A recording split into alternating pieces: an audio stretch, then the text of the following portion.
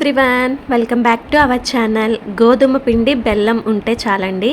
Evening టైంలో ఇలా హెల్దీగా స్నాక్ చేసుకొని తిన్నారంటే చాలా బాగుంటుంది. అసలు ఎక్కువగా ఆయిల్ కూడా పీల్చవు. చాలా తక్కువ ఆయిల్తో, తక్కువ ఇంగ్రీడియంట్స్తో టేస్టీగా ఈ గోధుమ పిండి స్వీట్ కచోరీ ఎలా చేసుకోవాలో చూపించేస్తాను, వచ్చేయండి.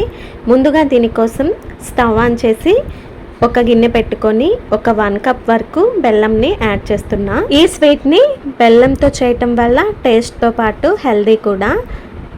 ఇలా బెల్లంని యాడ్ చేసిన తర్వాత ఒక స్మాల్ గ్లాస్ వరకు వాటర్ని వేసుకోవాలి. ఇలా వాటర్ని వేసేసి ఈ బెల్లాన్ని పూర్తిగా కరగనివ్వాలి. ఇలా బెల్లం కరిగేటప్పుడు ఒక 4-5 ఇలాచి క్రష్ చేసి వేసుకోవాలి. ఇప్పుడు బెల్లాన్ని ఇలా కలుపుతూ పూర్తిగా బెల్లం కరిగే వరకు ఈ వాటర్ని మరగనివ్వాలి. ఈ బెల్లం పాకం కూడా రానవసరం లేదండి, ఇలా జస్ట్ వాటర్ కరిగితే సరిపోతుంది. ఇప్పుడు ఒక ప్లేట్లో కానీ ఒక బౌల్లో కానీ పిండిని కలుపుకోవాలి. నేను ఇక్కడ గోధుమ పిండిని యూస్ చేస్తున్నా. 1 కప్పు బెల్లం తీసుకున్నాం కాబట్టి 2 కప్పుల వరకు గోధుమ పిండి కరెక్ట్గా సరిపోతుంది. ప్లేట్లో కలుపుకోవడానికి వీలుగా ఉంటుంది కాబట్టి నేను ప్లేట్ని యూస్ చేస్తున్నా. 2 కప్పుల గోధుమ పిండి వేసిన తర్వాత ఒక 3 స్పూన్స్ వరకు సూజీని యాడ్ చేసుకోవాలి. ఉప్మా రవ్వ ఉంటుంది కదా, అది ఒక 3 స్పూన్స్ వరకు వేసాను. ఒక 2 స్పూన్స్ వరకు గీని వేసుకోవాలి. గీని వేయటం వల్ల టేస్ట్తో పాటు కచోరీ చాలా బాగా వస్తాయి. ఇప్పుడు ఇందులోనే కొంచెం సాల్ట్ వేసుకోవాలి. స్వీట్లో కొంచెం సాల్ట్ని యాడ్ చేసి స్వీట్ చేసుకుంటే టేస్ట్ కూడా బాగుంటుంది. అలాగే కొంచెం బేకింగ్ సోడాని వేసుకోవాలి. దీనివల్ల కచోరీ ఫ్లఫీగా అయితే వస్తుంది. ఇప్పుడు ముందుగా కరగబెట్టిన బెల్లం సిరప్ని కొంచెం కొంచెంగా యాడ్ చేసుకుంటూ సాఫ్ట్గా పిండి ముద్దలా కలుపుకోవాలి. పిండిలో రవ్వ, సాల్ట్ ఇంకా బేకింగ్ సోడా వేసిన తర్వాత ఒకసారి కలుపుకొని తర్వాత బెల్లం సిరప్ని యాడ్ చేసుకోవాలి. మరీ వేడిగా ఉండే సిరప్ కాకుండా కొంచెం గోరువెచ్చగా అయినా లేదా చల్లగా అయిన తర్వాత పిండిని కలుపుకోండి. నేను తీసుకున్న బెల్లం సిరప్ పిండికి కరెక్ట్గా సరిపోయింది. పిండి అనేది ఈ విధంగా ఉండాలి. ఇలా కొంచెం సాఫ్ట్గా ఉంటేనే కచోరీ చేసే టైంకి కరెక్ట్గా వస్తాయి.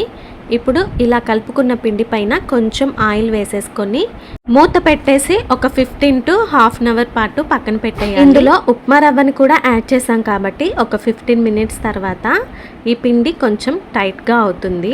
కాబట్టి కొంచెం లూజ్గా ఉండే కన్సిస్టెన్సీలో కలుపుకోవాలి. చూసారా, పిండి ఈ విధంగా ఉంటుందన్నమాట. ఇప్పుడు ఈ పిండి నుంచి కొంచెం కొంచెంగా చిన్న చిన్న సైజెస్లో తీసుకొని బాల్స్ని చేసుకోవాలి. మరొకసారి ఈ పిండినంతా బాగా కలిపేసుకోవాలి. ఈలోపు స్టవ్ ఆన్ చేసి కడాయిలో డీప్ ఫ్రైకి సరిపడా ఆయిల్ వేసుకొని ఆయిల్ని కాగనివ్వాలి. ఇప్పుడు పిండిని ఇలా కలుపుకున్న తర్వాత కొంచెం పిండిని తీసుకొని ఇలా రౌండ్గా చేసుకున్న తర్వాత ఫ్లాట్గా ఇలా ప్రెస్ చేయాలి. ఇలా ప్రెస్ చేసిన తర్వాత నైఫ్తో 2 వైపులా ఇలా ఘాట్లు పెట్టాలి. ఇలా నైఫ్తో ఘాట్లు పెట్టడం వల్ల కచోరీ షేప్ అయితే పర్ఫెక్ట్గా వస్తుందండి. కాబట్టి అన్నీ ఈ విధంగా చేసేసుకొని ఒక ప్లేట్లో పెట్టేసుకోవాలి. ఇప్పుడు ఆయిల్ హీట్ అయిన తర్వాత మీడియం ఫ్లేమ్లో పెట్టేసి ఒక్కొక్కటి వేసేసుకోవాలి. ఫ్లేమ్ అనేది ఎక్కువలో ఉంచకూడదు, త్వరగా మాడిపోతాయి. కలర్ అనేది త్వరగా చేంజ్ అయిపోతుంది. కాబట్టి కొంచెం లో టు మీడియం ఫ్లేమ్లో పెట్టేసుకొని ఫ్రై అవ్వనివ్వాలి. వేసిన వెంటనే కదపకుండా 1 నిమిషం పాటు ఫ్రై అయిన తర్వాత రెండో సైడ్కి ఫ్లిప్ చేసుకోవాలి. ఇలా 2 వైపులా గోల్డెన్ బ్రౌన్ కలర్ వచ్చే వరకు ఫ్రై చేసుకోవాలి. చూసారా, నైఫ్తో ఇలా కట్ చేయటం వల్ల షేప్ ఇలా వస్తుందన్నమాట. అందుకే నేను ఈ విధంగా కట్ చేశాను. అంతేనండి, సింపుల్గా గోధుమ పిండి కచోరీ రెడీ అయిపోయినట్టే. వీడియో నచ్చితే లైక్ చేసి ఛానల్ని సబ్స్క్రైబ్ చేయండి. థ్యాంక్స్ ఫర్ వాచింగ్. Bye bye.